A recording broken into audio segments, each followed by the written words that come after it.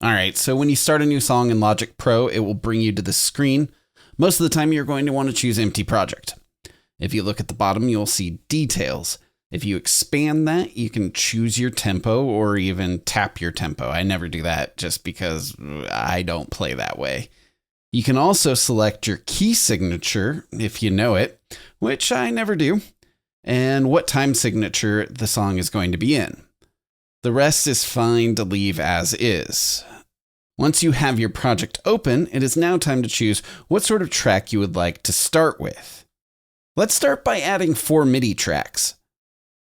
You can select how many tracks you would like to add by putting that here. For me, they always come in as classic electric piano. I don't know if that's different for everybody else, but that's what I get each time I add a new MIDI track in. Let's select the top track, and from here, select what instrument you would like to use. I'm going to select piano and then grandma's piano. There's no real thought process for this choice. It's just what I'm choosing. I have the click track set up to play whenever I record or press play. You can see if that's on or off by if it's colored or not. I also have a count in set up. As a default, it's only set to count in 1 bar. If you right click on it though, you can change how many bars it counts in for you. And I like having mine set to 2 bars. It just gives me enough time to process and count in and all that stuff.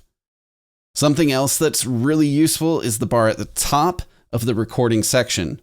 When it is yellow, it will replay the section it is highlighting until you press pause. You can grab the ends to make it longer or shorter or do whatever you'd like just to make it work for your setup. When recording a MIDI track, a cool thing you can do is get it to quantize as you play. So even if you were slightly off, it will correct what you played and make it perfectly on time. You do that by clicking Quantize and then selecting the beat you would like it to quantize to.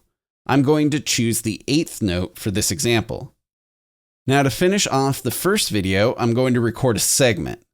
You can record by either clicking the button here or pressing R.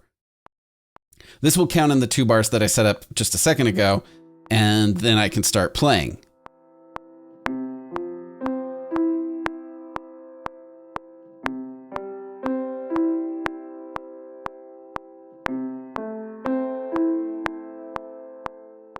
Once I've completed my first segment, if I feel like adding another, I can do that right over the top of what I've already played, and it will add to the MIDI track.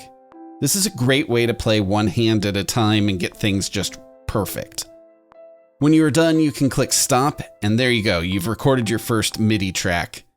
I don't know what I'm going to teach you next, but I'll figure it out soon.